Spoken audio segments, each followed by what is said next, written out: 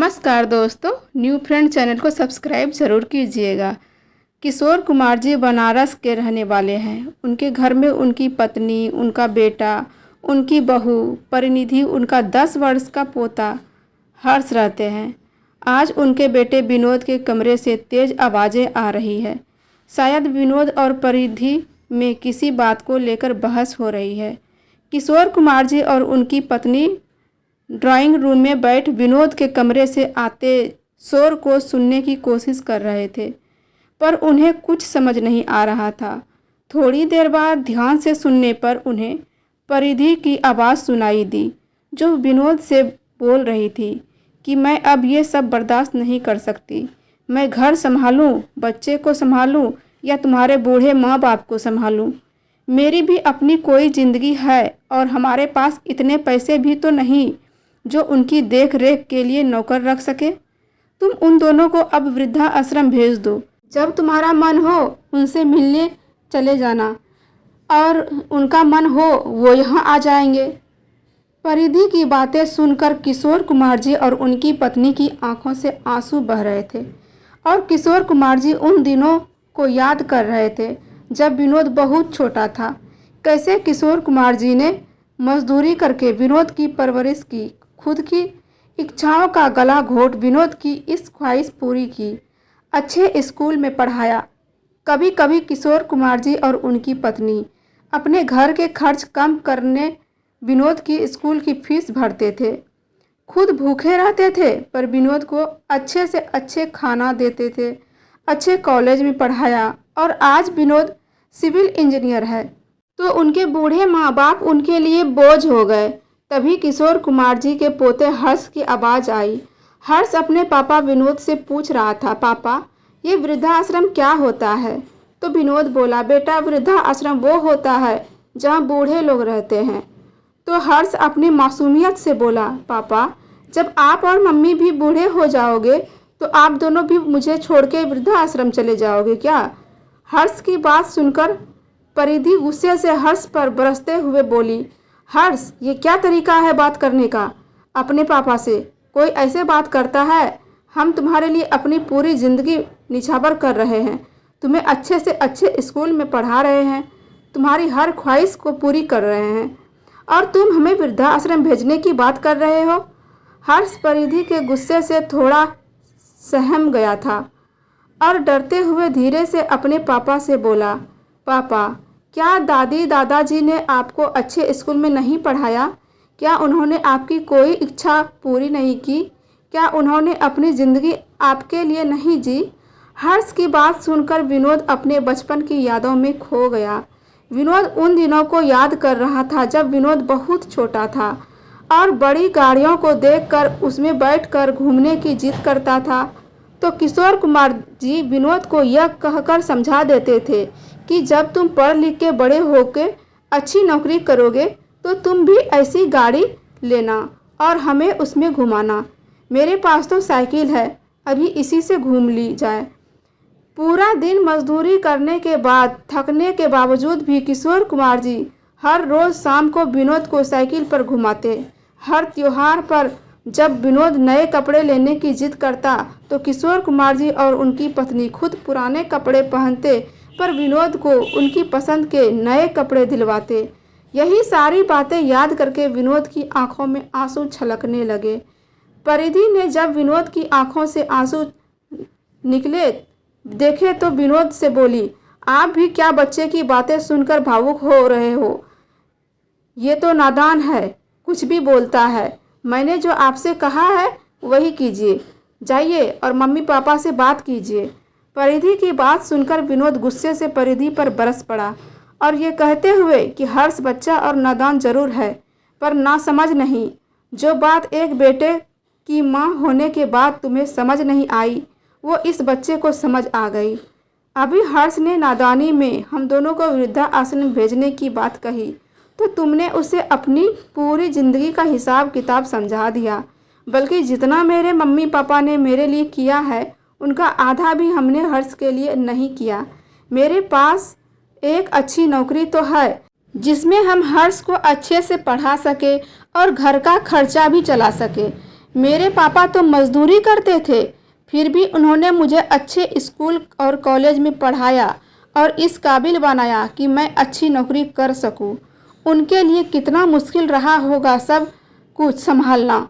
सोचो न जरा। तुमने कभी विनोद की बातें सुनकर परिधि का गुस्सा और बढ़ गया और परिधि गुस्से से झल्लाती हुई बोली, मुझे कुछ नहीं सुनना। तुमसे क्या किया और क्या नहीं किया, मैंने तुमसे जो कहा है वही करी जाए बस। परिधि की बात सुन विनोद बोला, अगर मेरे मम्मी पापा की जगह तुम्हारे मम्मी पापा होते तो क्या तुम उन्हें भी वृद्धा आश्रम भेज देती? तो परिधि बोली, मेरे मम्मी पापा ने अपनी ज़िंदगी में इतना कमाया है कि अपना खर्चा उठा सके और अपनी देख रेख के लिए नौकर रख सके। तो विनोद बोला, अगर तुम्हारे मम्मी पापा के पास पैसा है तो मेरे मम्मी पापा के पास उनका बेटा है जो उनका ध्यान रख सकता है। मैं मम्मी पापा को कभी नहीं जाने दूंगा। तुम्हें जो करना है करो। विनोद और परिधि की लड़ाई बढ़ती देख किशोर कुमार जी और उनकी पत्नी ने वृद्धा आश्रम जाने का फैसला ले लिया और अपने कमरे में लगे हुए अपना सामान लेने किशोर कुमार जी और उनकी पत्नी अपना सामान लेके बाहर आ गए। हर्ष ने उससे पूछा, दादा दादी आप दोनों कहीं जा रहे हो क्या? तो किशोर कुमार जी बोले, हाँ बेटा। तो हर्ष बोला, मैं भी आप दोनों के साथ चलूँगा। तो किशोर कुमार जी बोले, नहीं बेटा, तुम अपने मम्मी पापा के पास रहो। हम जहाँ जा रहे हैं वहाँ तुम हमारे साथ नहीं रह सकते। तो हर्ष बोला, आप कहाँ जा रहे हो? जैसे ही किशोर कुमार जी ने कहा वृद्धा आश्रम, तभी विनोद आ गया और बोला, नहीं मम्मी पापा, आप दोनों कहीं नहीं जाएंगे। तो विनोद की मम्मी बोली, नहीं बेटा, तू हमें जाने दे, हमारी वजह से अपनी ज़िंदगी खराब मत कर। तो विनोद बोला, मम्मी पापा की वजह से कभी बच्चों की ज़िंदगी खराब नहीं होती, बल्कि ज़िंदगी बनती है और आप दोनों कहीं नहीं जाएंगे, यहीं पर रहेंगे मेरे पास। विनोद परिधि की ओर देखता हुआ बोला, जिसे जाना है वो जा सकता है। विनोद की मम्मी ने विनोद को डांटते हुए कहा, ये तुम क्या कह रहे हो? बहू क्यों जाएगी? कहीं वो यहीं रहेगी? तभी परिधि बोली, रहने दीजिए मम्मी जी, और गुस्से से अपने कमरे में चली गई। विनोद अपने ऑफिस चला गया। थोड़ी देर बाद परिधि अपना और हर्ष का सामान लेके आ गई और हर्ष का हाथ पकड़ के बोली, चलो यहाँ से। हर्ष ने जाने से मना कर दिया। तो परिधि हर्ष को डांटते हुए बोली, चुपचाप चलो मेरे साथ, बहुत जिद्दी हो गए हो तुम। किशोर कुमार जी और उनकी पत्नी परिधि को रोकते रहे और समझाते रहे, पर परिधि नहीं रुकी और चली गई। परिधि के जाने के बाद किशोर कुमार जी ने विनोद को फ़ोन कर परिधि के जाने की बात बता दी। तो विनोद बोला, आप चिंता मत कीजिए पापा, जाने दो उसे, जब दिमाग शांत हो जाएगा आ जाएगी वो। इतना बोल के विनोद ने फ़ोन रख दिया। कुछ समय बाद परिधि भी वापस आ गई। परिधि और हर्ष को देखकर किशोर कुमार जी और उनकी पत्नी खुश होते हुए बोले, आ गए तुम दोनों। हर्ष भाग के अपने दादा दादी के गोद में चढ़ गया, लेकिन परिधि बहुत उदास थी और कुछ बोल भी रही थी। बस चुपचाप ड्राइंग रूम में बैठ के विनोद की मम्मी के परिधि का सिर हिलाते हुए पूछा, क्या हुआ बेटा, तुम्हारे मायके में सब ठीक तो है ना? परिधि ने रोते हुए अपना सिर उनकी गोद में रख दिया और बोली, मुझे माफ़ कर दीजिए मम्मी जी, मैंने आपके और पापा जी के लिए कितना बुरा सोचा। विनोद की मम्मी बोली, पर बेटा क्या हुआ क्या है, तुम्हारे मम्मी पापा तो ठीक है ना? तभी हर्ष बोला, नानी नाना जी को घर पर थे ही नहीं। विनोद के मम्मी पापा आश्चर्य से बोले, घर पर नहीं थे तो कहाँ गए वो? परिधि बोली, पता नहीं मम्मी जी, मम्मी पापा कहाँ चले गए। मेरे भैया भाभी ने सारी प्रॉपर्टी अपने नाम करवा के उन दोनों को घर से निकाल दिया। विनोद की मम्मी बोली, पर क्यों, तुम्हारे भाई ने ऐसा क्यों किया? तो परिधि बोली, पता नहीं मम्मी जी, मैं जब घर पहुंची तो घर पर कोई नहीं था, बस मुरारी काका थे, उन्होंने ही ये सब बताया। विनोद की मम्मी बोली, तुम चिंता मत करो, सब ठीक हो जाएगा। किशोर कुमार जी ने विनोद को फ़ोन कर सब सारी बातें बता दी। तो विनोद बोला, मुझे पता है वो दोनों कहाँ हैं। आप परिधि को बोल दो, वो चिंता ना करे। उनके मम्मी पापा बिल्कुल ठीक हैं। मैं शाम को घर आके सारी बात बताता हूँ। आप सब परेशान ना हो। शाम को जब विनोद घर पहुँचा तो परिधि ने विनोद पर सवालों की बौछार करते हुए कहा, मम्मी पापा कहाँ हैं और आपको ये सब कैसे पता? विनोद परिधि को शांत करते हुए बोला कि जब मैं सुबह ऑफिस जा रहा था तो मम्मी पापा जी मुझे रास्ते में मिले थे। मैंने जब उन्हें सामान के साथ देखा तो उससे पूछा कि वो कहाँ जा रहे हैं, तो उन्होंने मुझे सब कुछ बताया और बोले अब हम वृद्धाश्रम में रहेंगे।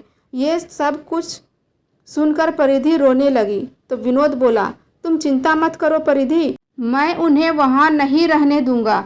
तो विनोद के पापा बोले, तो तुम सुबह ही उन्हें अपने साथ घर क्यों नहीं ले आए? उन्हें वृद्धाश्रम क्यों जाने दिया? तो विनोद बोला, पापा मैंने उन्हें बहुत समझाया और अपने साथ घर चलने के लिए भी बोला, पर वो नहीं माने और बोले हम बेटी के घर नहीं रह सकते। अब जब हमारा बेटा ही हमारा नहीं रहा तो हम किसी पर बोझ क्यों बने? हम अब वृद्धाश्रम में ही रहेंगे। उनकी बातें सुन मैंने सोचा उन्हें थोड़ी देर अकेला ही छोड़ देता हूँ, शाम को आके ले जाऊँगा। तो विनोद के पापा बोले, चलो तो हम सब चलते हैं उन्हें लेने, हम सब उन्हें समझा के अपने साथ ले आएंगे। सब विनोद के साथ वृद्धाश्रम पहुँच गए। हर्ष ने जैसे ही वहाँ अपने नाना नानी जी को देखा तो भागकर उनके पास चले गए। परिधि के मम्मी पापा ने जब परिधि के साथ सबको आश्रम में देखा तो आश्चर्य से पूछा, आप सब यहाँ कैसे? तो किशोर कुमार जी बोले, जब आपके साथ जो कुछ भी हुआ हमें सब पता चल गया है। हम आप दोनों को अब यहाँ नहीं रहने देंगे। आप हमारे साथ घर चलेंगे, हमारे साथ रहेंगे। हम सब आपको लेने आए हैं, चलिए यहाँ से। तो परिधि के पापा बोले, ये आप कैसी बातें कर रहे हैं किशोर कुमार जी? हमारे साथ जो भी हुआ हमने उसे स्वीकार कर लिया है। अब हम यहीं रहेंगे। हम अपनी बेटी के ससुराल कैसे रह सकते हैं? तो किशोर कुमार जी बोले, ये किस किताब में लिखा है कि बेटी की शादी के बाद बेटी के माता पिता उनके साथ नहीं रह सकते? जब माता पिता अपने बच्चों को उनकी परवरिश में कोई भेदभाव नहीं करते तो उनके साथ रहने में क्यों? ऐसा तो कहीं नहीं लिखा है कि बुढ़ापे में माता पिता का सहारा बस बेटा बन सकता है, बेटी नहीं। अगर किसी के बेटा ना हो तो क्या उनकी बेटी को ये अधिकार नहीं कि वो अपने माता पिता को अपने साथ रखे? तो परिधि के पापा बोले, हमें यहाँ कोई परेशानी नहीं है और ना ही हमें यहाँ रहना बुरा लग रहा है। यहाँ तो हमारे जैसे कितने लोग हैं। जो विनोद बोला, पापा जी मेरा घर जितना मेरा है ना उतना परिधि का भी है। और क्या आपका मुझसे कोई रिश्ता नहीं है? और अगर अब भी आपको ऐसा लगता है कि बेटी के घर नहीं रहना चाहिए तो आप मान लीजिए कि आप अपने बेटे के घर ही जा रहे हैं। दामाद के साथ भी तो बेटे के जैसा ही रिश्ता होता है ना। तो आज से मैं ही आपका बेटा हूँ। विनोद की बातें सुन परिधि ने मम्मी पापा की आंखों में आंसू आ गए। परिधि के मम्मी पापा परिधि के ससुराल जाने के लिए मान गए और सबके साथ घर चले गए। पर परिधि बिल्कुल गुमसुम थी, कुछ बोल ही नहीं रही थी। जब सब घर पहुँचे तो परिधि की मम्मी ने परिधि से पूछा, क्या हुआ बेटा, तुम इतने शांत क्यों हो? कुछ बोल क्यों नहीं रही? अब तो हम तुम्हारे साथ घर आ गए। तो परिधि अपनी मम्मी के गले लगकर रोने लगी और बोली, आप दोनों के साथ जो भी हुआ ना वो मेरी वजह से हुआ है। परिधि की मम्मी ने परिधि का सिर सहलाते हुए आश्चर्य से पूछा, ये तुम क्या बोल रही हो? और परिधि को खुद से अलग करते हुए बोली, क्या हुआ बेटा, साफ साफ बताओ। तो परिधि ने अपने मम्मी पापा को सारी बातें बताई जो उसने आज सुबह विनोद जी को बोली थी अपने सास ससुर के बारे में। और फिर परिधि अपने सास ससुर के सामने हाथ जोड़ते हुए माफ़ी मांगते हुए बोली, मुझे माफ़ कर दीजिए मम्मी पापा जी। मैंने जो आप दोनों के साथ करने की सोची वही मेरे मम्मी पापा के साथ हुआ। परिधि की बातें सुनकर परिधि के मम्मी पापा की आंखों में आंसू आ गए। बात को संभालते हुए विनोद की मम्मी बोली, तुम भी क्या बात लेके बैठ गई परिधि? बेटा, घर में ये छोटी छोटी बातें तो होती रहती है, ऐसी बातों को दिल में नहीं लेते। हम भी सब भूल गए हैं, अब तुम भी भूल जाओ। तभी विनोद बोला, हाँ परिधि मम्मी ठीक कह रही है। और तुम्हारे मम्मी पापा कितने समय के बाद घर आए हैं और तुम ये सब बातें लेके बैठ गई? अब जाओ, जाके खाना बनाओ, सबको भूख लगी है। परिधि खाना बनाने चली गई और विनोद भी अपने कमरे में चला गया। हर्ष अपने दादा दादी जी और अपने नाना नानी जी के साथ ड्राइंग रूम में बैठा था। हर्ष आज बहुत खुश था। उसके नाना नानी भी उनके साथ रहने वाले थे। अब हर्ष ने अपने दादाजी से पूछा, दादाजी वहाँ आश्रम में कितने सारे लोग थे? क्या उन सब के पास घर नहीं है? क्या उन सब के बच्चे नहीं हैं? सब आश्रम में क्यों रहते हैं? तो हर्ष के दादाजी बोले, बेटा उस सब के पास घर भी है और उस सब के बच्चे भी हैं, पर वो सब अपने बच्चों पर बोझ बन गए हैं, तो उन सब के बच्चों ने उन्हें घर से निकाल दिया। जब बच्चे बड़े हो जाते हैं तो माँ बाप को बोझ समझने लगते हैं। तो हर्ष बोला, तो दादाजी उसके बच्चे भी उनके साथ यही करेंगे क्या? तो हर्ष के दादाजी बोले, हाँ बेटा, बच्चे जो माँ बाप के साथ करते हैं वही उनके साथ भी होता है, पर फिर भी लोग इस सच्चाई को नहीं अपनाते, अपनी गलती नहीं सुधारते। हर्ष कुछ बोलने ही वाला था कि तभी विनोद की आवाज़ आई, हर्ष अगर तुम्हारे सवाल जवाब हो गए हो तो अब खाना खा लो। विनोद 9 वर्ष का था, साथ सबको खाने पे बुला लिया। अब विनोद और परिधि की ज़िंदगी में सब ठीक चल रहा था। हर्ष भी बहुत खुश था कि अब उनके दादा दादी जी के साथ साथ उनके नाना नानी जी भी उनके साथ रहते हैं। समय यूं ही गुजरता गया। एक दिन परिधि के पास उनके भाई का फ़ोन आया। फ़ोन सुनते ही परिधि बहुत हैरान परेशान हो गई। तो परिधि की मम्मी ने उनसे पूछा, क्या हुआ परिधि, किसका फ़ोन था? परिधि बोली, मम्मी भाई का फ़ोन था। परिधि के भाई की बेटी सीढ़ियों से गिर गई, उसे काफ़ी चोट आई है, वो हॉस्पिटल में है। परिधि की मम्मी बोली, कौन से हॉस्पिटल में है, चलो मुझे वहाँ ले चलो। तो विनोद बोला, आप ही क्यों मम्मी जी, हम सब चलेंगे आपके साथ। तब परिधि और विनोद के साथ हॉस्पिटल पहुँच गए। परिधि की मम्मी जैसे ही पाखी के पास बैठी, पाखी उनसे लिपट गई और रोते हुए बोली, दादी आप और दादाजी मुझसे छोड़कर कहाँ चले गए थे? देखो ना मुझे कितनी चोट लग गई, मैं सीढ़ियों से गिर गई। आप और दादाजी अगर घर पर होते हो तो मुझे कभी गिरने नहीं देते। आप दोनों मेरा कितना ध्यान रखते थे, कभी मुझे कुछ नहीं होने देते। मुझे आप दिनों दिनों की बहुत याद आ रही थी। आप कहाँ चली गई थी दादी? अब मुझे छोड़कर कहीं मत जाना। पाखी की बातें सुनकर सबकी आंखें नम हो गई। आज पाखी के मम्मी पापा को भी अपनी गलती का एहसास हो चुका था कि उन्होंने कितनी बड़ी गलती की थी। अपने मम्मी पापा को घर से निकालकर पाखी की दादी के पैरों में बैठकर माफ़ी मांगते हुए बोली, मुझे माफ़ कर दीजिए मम्मी जी, मैंने बहुत बड़ी गलती की जो आप दोनों के साथ ऐसा व्यवहार किया। पाखी के पापा भी अपने मम्मी पापा के आगे हाथ जोड़ते हुए बोले, मुझे माफ़ कर दो मम्मी पापा, मुझे आप दोनों के साथ ऐसा नहीं करना चाहिए था। आप दोनों के घर से जाने के बाद हमें समझ आया कि माँ बाप के बिना घर घर नहीं होता। हमारे पास सब कुछ था, पर आज दोनों की कमी हमेशा खलती रही। हमें माफ़ कर दीजिए और अपने घर चलिए। पाखी भी आप दोनों को बहुत याद करती थी। ये सारी बातें सुनकर विनोद बोला, आज तुम्हारी बच्ची की इतनी ज़रूरत है तो तुम अपनी गलती का एहसास हो रहा है, वरना एक बार पलट कर देखा भी नहीं कि ये दोनों कहाँ हैं। अब मैं इन दोनों को वहाँ नहीं, आपके साथ नहीं जाने दूंगा। आप जब इन्हें घर से निकाल चुके हो तो इन्हें भूल ही जाओ। विनोद की बात सुन परिधि का भाई बोला, ऐसा मत बोलिए, हमें ये तो पता चल गया था कि मम्मी पापा आपके घर में है, पर किस मुंह से माफ़ी मांगते और क्षमा मांगते। जब तक आप हमारे साथ थे हमें आपकी कदर नहीं थी, और आज आप हमारे साथ नहीं हो तो हमें आपकी ज़रूरत है। मम्मी पापा आपका सामना करने का हिम्मत नहीं था, इसलिए नहीं जा सके। कभी। आप सबसे मिलने पर आज जब गलती का एहसास हुआ तो आप सबसे माफ़ी मांगते हैं। आप हमसे माफ़ कर दीजिए। और अपने मम्मी पापा से भी माफ़ी मांगते हुए घर चलने के लिए बोलने लगा। पहले तो परिधि के मम्मी पापा भी उनके साथ नहीं जाना चाहते थे, पर जब पाखी ने जिद की तो मान गए उनके साथ जाने को।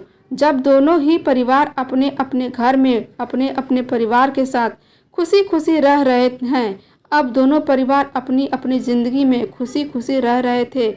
कुछ समय बाद एक दिन विनोद अपने ऑफिस से घर लौट रहा था। रास्ते में अचानक उनकी गाड़ी के आगे एक बूढ़ी अम्मा आ गई। उन्हें देख विनोद ने गाड़ी रोक दी और हड़बड़ा कर गाड़ी से बाहर निकला और बूढ़ी अम्मा से बोला, आप ठीक तो है ना, आपको चोट तो नहीं लगी?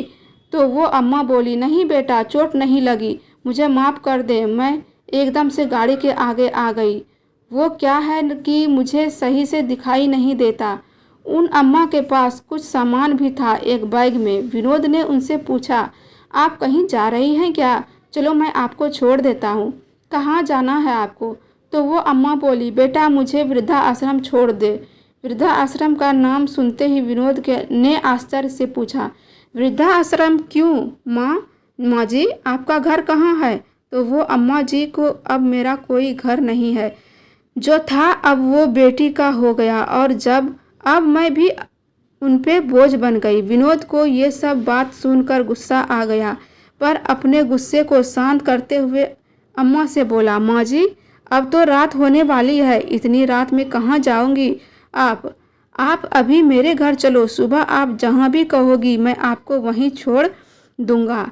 तो ये अम्मा सुनकर बोली, बेटा ना मैं तुम्हें जानती हूँ और ना तुम मुझे, तो तुम मुझे अपने घर कैसे ले जाओगे?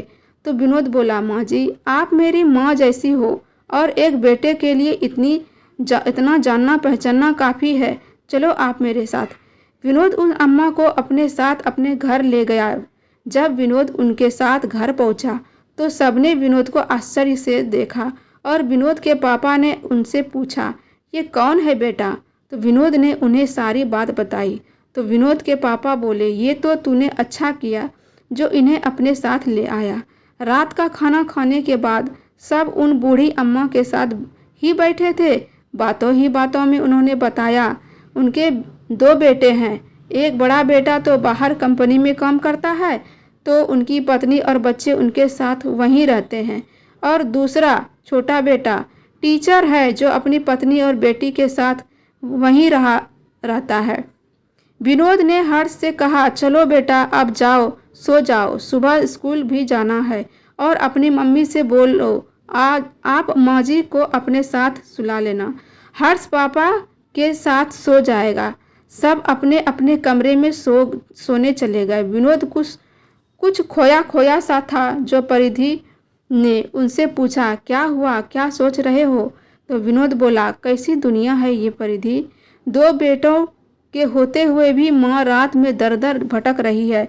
तो परिधि बोली, अब आप इन सब बातों के बारे में मत सोचो, अब वो माँ जी भी हमारे साथ हैं तो उन्हें भी कोई परेशानी नहीं होगी इस बारे में। अब सुबह बात करेंगे। अगले दिन सुबह नाश्ता के समय विनोद परिधि से बोला, आज मेरा एक दोस्त अपनी मम्मी के साथ रात के खाने पर आ रहा है, तो समय के तैयारी कर लेना समय से। परिधि बोली, ठीक है। ऑफिस जाते हुए विनोद उन अम्मा से बोला, लाइए माँ जी अपना पुराना चश्मा दे दीजिए, आप आज मैं नया करवा के ले आऊँगा। तो वो बोली, बेटा तुम तो आज मुझे वृद्धा आश्रम छोड़ने वाले थे। तो विनोद बोला, अभी आप कुछ दिन यहीं रहिए और तब तक आपका चश्मा भी आ जाएगा। विनोद अम्मा से उनका पुराना चश्मा लेके चला गया।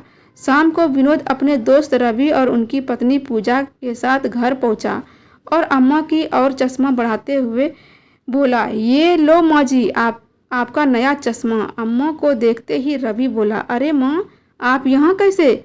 सबने रवि को आश्चर्य से देखा और विनोद बोला, माँ जी तुम्हारी माँ है रवि, पर तुम्हारे मम्मी पापा की तो मृत्यु हो चुकी है। अम्मा रवि को छू कर देख रही थी और खुश होते हुए बोली, तुम रवि तो हो? तो रवि बोला, हाँ माँ मैं रवि हूँ। रवि ने सबको बताया कि जब मम्मी पापा की मृत्यु हुई तो मेरा अपना कोई नहीं रहा। तब उनके पति राजपाल सिंह जी ने मुझे अनाथ आश्रम पहुंचाया और मेरी पढ़ाई का खर्च भी देते हुए आज मैं जो कुछ भी हूँ उनकी वजह से हूँ। और तब से ही मैं उन्हें पिताजी और उन्हें माँ बोलता हूँ। रवि ने अम्मा से पूछा, पर माँ आप यहाँ कैसे? तो अम्मा ने उन्हें बताया कि बड़ा बेटा और बहू तो यहाँ रहते नहीं और छोटी बहू ने उन्हें घर से निकाल दिया। तो मैं वृद्धाश्रम जा रही थी तो मैं विनोद की गाड़ी से टकरा गई और वो मुझे घर ले आया। रवि की पत्नी पूजा बोली, कोई बात नहीं माँ, अब आप हमारे साथ रहना, कोई ज़रूरत नहीं है कहीं जाने की। रवि भी तो आपके बेटे हैं, तो अब आप हमारे साथ रहेंगी। तो अम्मा बोली, नहीं बेटा, तुम मुझे वृद्ध आश्रम में ही छोड़ आओ। तो रवि बोला, नहीं माँ, आप कहीं नहीं जाएंगी, बस मेरे साथ रहेंगी। रवि के बहुत समझाने पर अम्मा उनके साथ रहने के लिए मान गई। ये खाना खाने के बाद जब रवि अपनी माँ को लेके घर जाने लगा तो विनोद उनसे बोला, तुम्हें इतना घर पता है? इनका घर पता है कहाँ है? वो रवि बोला, हो पता क्यों नहीं होगा? विनोद बोला, उन्हें उनकी गलती एक एहसास कराना ज़रूरी है। अब तुम घर जाओ, कल बताता हूँ क्या करना है। अगले दिन सुबह विनोद राजपाल सिंह जी के घर पहुँच गया। बेल बजाई तो गेट उनके छोटे बेटे ने खोला। विनोद ने पूछा, क्या वे राजपाल सिंह जी का घर है? तो वो बोला, जी हाँ, पर आप कौन? तो विनोद बोला, जी मैं एक पॉलिसी कंपनी से आया हूँ। आपके पिताजी ने आपकी माताजी के नाम एक पॉलिसी करवाई थी, वो पूरी हो गई है, उसी के पास देने हैं। आप माँ को बुला लीजिए। तो राजपाल जी का बेटा बोला, वो तो अभी घर पर नहीं है, कुछ दिन के बाद आएंगी, कहीं गई हुई हैं। तो विनोद बोला, कोई बात नहीं, मैं कुछ दिन बाद आ जाऊंगा। तो राजपाल जी की बहू बोली, कुछ दिन बाद क्यों, आप हमें दे दीजिए, हम माँ जी को दे देंगे। आप क्यों बार बार परेशान होते हैं? तो विनोद बोला, नहीं मैं उन्हें ही दूंगा, ऐसे ही किसी को नहीं दे सकता।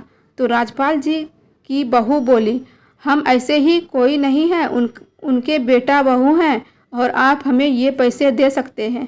तभी बाहर से एक आवाज़ आई कि पैसे लेने के लिए आप उनके बेटा बहू बन गए, वरना ये आप पर बोझ बन गई थी। इतना बोलकर रवि माँजी को अपने साथ अंदर ले आया। रवि के साथ माँजी को देखकर उनके बेटे ने आश्चर्य से पूछा, तुम कौन हो और माँ तुम्हारे साथ कैसे?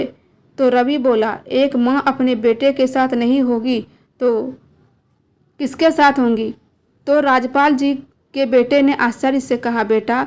तो रवि बोला, हाँ बेटा। फिर रवि की माँ ने उन्हें रवि के बारे में सब बताया। फिर रवि बोला, शर्म नहीं आई उस माँ को घर से निकालते हुए, जिन्होंने अपने पति की मृत्यु के बाद दूसरों के घर जा जाके काम करके तुम दोनों भाइयों को आगे पढ़ाया और तुम्हारी सारी इच्छाएं पूरी की।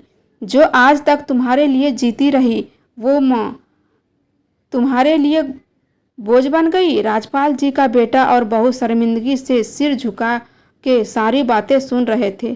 फिर विनोद बोला, अगर यही बात सब आपके बच्चे आपके साथ करे तो आपको कैसा लगेगा?